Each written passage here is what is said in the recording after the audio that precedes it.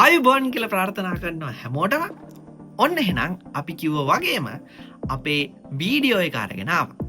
මොකද්ද මේකේ කියලා දෙන්න යන්නේ? අකාබනික රසායනය. Inorganic chemistry. ඉනෝගනික් කෙමිස්ට්‍රි වල තියෙන පාඩම් කරාට මතක හිටින්නේ නැති මතක තියාගන්න අමාරු කොටස් ඔළුවට දාවන සිස්ටම් එක අරගෙන තමයි අපි මේ ඇවිල්ලා තියෙන්නේ. Okay. ඉනෝගනික් කෙමිස්ට්‍රි ගැන බලනකොට ඒකෙදී අපි මූලිකවම ඉගෙන ගන්නේ S, P සහ D ගොනු වල රසායනය ගැන. මේකෙන් SPD ගොනු වල රසායනය ඉගෙන ගන්න කලින් අපි මේ වීඩියෝ එකෙන් බලමු S, P සහ D ගොනු කියන්නේ මොනවද? ඒ වගේ මූලද්‍රව්‍ය මොනවද කියලා. ඉස්සෙල්ලම අපි බලමු S ගණුවේ මූලද්‍රව්‍ය කියන්නේ මොනවද කියලා. S ගණුවේ මූලද්‍රව්‍ය කියලා කියන්නේ කාක්ෂික වලට ඉලෙක්ට්‍රෝන පිරෙනකොට අවසානයේටම S උපශක්ති මට්ටමට ඉලෙක්ට්‍රෝන පිරෙන මූලද්‍රව්‍ය අඩංගු ගොනුවට කියනවා අපි S ගොනුව කියලා. අවසානයේටම S උපශක්ති මට්ටමට ඉලෙක්ට්‍රෝන පිරෙන මූලද්‍රව්‍ය අඩංගු ගොනුවට අපි කියනවා S ගොනුව කියලා. අපි ඔක්කොම ඉන්නේ පළවෙනි කණ්ඩායේ. අපි හැමෝම දෙවනි කාණ්ඩය. ආවර්තිතා වගුවේ පළවෙනි සහ දෙවනි කාණ්ඩවල මූලද්‍රව්‍ය තමයි මේ S ගොනුවේ මූලද්‍රව්‍ය විදිහට හඳුන්වන්නේ. ආවර්තිතා වගුවේ පළවෙනි සහ දෙවනි කාණ්ඩවල මූලද්‍රව්‍ය තමයි මේ S ගොනුවේ මූලද්‍රව්‍ය කියලා අපි හඳුන්වන්නේ. ඊළඟට අපි කතා කරන්නේ P ගොනුවේ මූලද්‍රව්‍ය ගැන.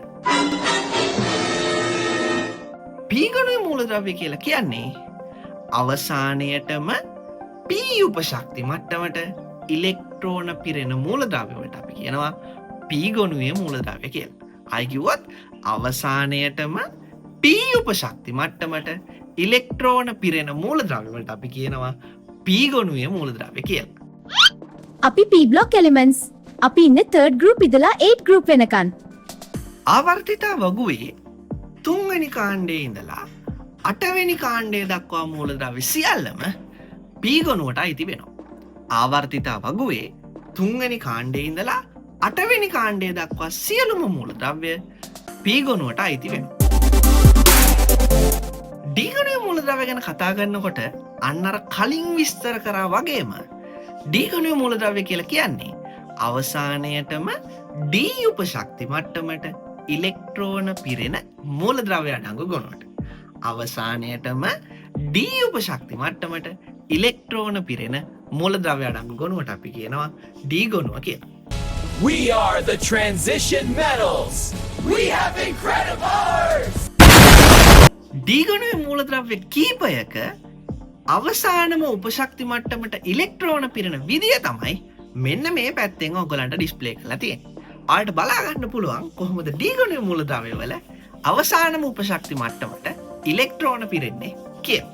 හරි එහෙනම් මං හිතනවා දැන් ඔයගලන්ට S, P, D ගොනු කියන්නේ මොනවද?